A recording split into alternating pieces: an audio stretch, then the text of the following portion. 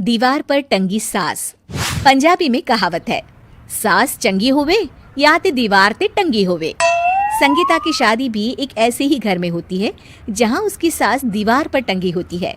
ससुर और पति शादी के पहले दिन उसे सास के फोटो के सामने ले जाते हैं, जहां ससुर जी कहते हैं, बेटा बेटा संगीता, ये तुम्हारी सास थी, बहुत नेक और भली, लेकिन थोड़ी गुस्सैल थी। गुस्सा आने पर सब तहस नहस कर देती थी, पर अब ये इस दुनिया में नहीं है। हाँ संगीता, माँ होती तो तुम इनकी कोई बात टाल नहीं सकती थी, वरना तो माँ घर में भूचाल ले आती। संगीता मन में खुश होती है कि अच्छा है कि ऐसी औरत अब इस घर में नहीं है, लेकिन दिखावे के लिए वो जैसे ही सास की फोटो के सामने हाथ जोड़कर खड़ी होती है, ये क्या? सास उसे देखकर मुस्कुराने लगी। संगीता आंखों को मलकर एक बार फिर से देखती है, लेकिन फिर सास के चेहरे का भाव, भंगिमा यानी एक्सप्रेशन बिल्कुल बदले होते हैं। वो अपने पति और ससुर को कहती है, माँ की तस्वीर तो स्माइल कर रही है। ना ना बेटी, ये कैसे संभव है? जरूर तुम्हें कोई गलती हुई होगी, ऐसा कैसे हो सकता है? लगता है तुम शादी की सारी फॉर्मेलिटी करते करते थक गई हो, तुम्हें आराम की जरूरत है संगीता।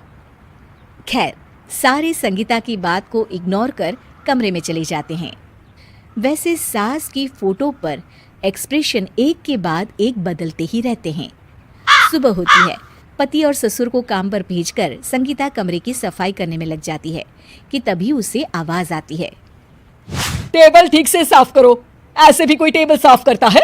इससे अच्छा तो ये गंदा ही था।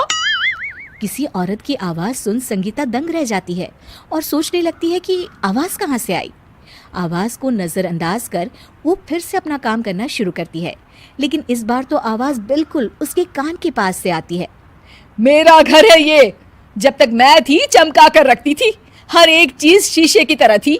तुम्हें तो ना सफाई आती है ना कुछ पता है। क्यों तुम्हें मेरे घर की जिम्मेदारी दे दी गई है? पता नहीं तुमने मेरे बेटे को क्या दिखाई दिया। मैं होती तो एक से बढ़कर एक लड़कियों की लाइन लगा देती।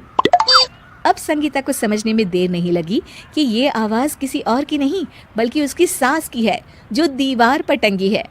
वो उसके पास जाती है और कहती है, नमस्ते सासू माँ, मुझे तो कल ही लग रहा था कि दीवार में कुछ काला है। वो दीवार नहीं, दाल होती है पगली। सही पकड़े हैं सासू माँ। तो क्या हो गया आपको जो आप यहाँ भी चैन से नहीं बैठी हैं?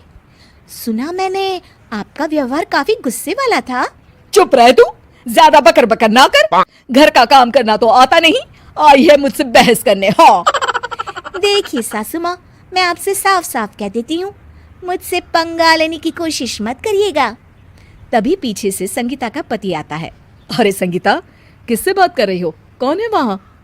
संगीता की सास की फोटो फिर से पहले जैसी हो जाती है।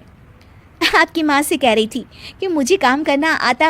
अरे संगीता, माना सास के ताने हर बहू को अच्छे लगते हैं, लेकिन यहाँ तो माँ है ही नहीं, तुम तो फोटो से ही। तुम भी लाजवाब हो संगीता। किसी को विश्वास नहीं होता कि संगीता अपनी मरी हुई सास की फोटो से बात करती है। वहीं आए दिन संगीता की सास संगीता को किसी न किसी बात पर आते जाते ताने देती। संगीता को भी अब सास के तानों और उनसे बात करने की आदत हो गई। वो कभी खानदान की कहानी तो कभी तीज त्योहार कैसे मनाए या किसी व्यंजन की रेसिपी सास से ही पूछती। सारा दिन घर में अकेली संगीता की सास अब उसके लिए तानों के साथ पक्की साथी की तरह भी रहने लगी थी, जो किसी और को नहीं बल्कि संगीता को ही सुनाई देती। तो देखा आपने, सास बहू का रिश्ता हर रिश्ते से ऊपर होता है। फिर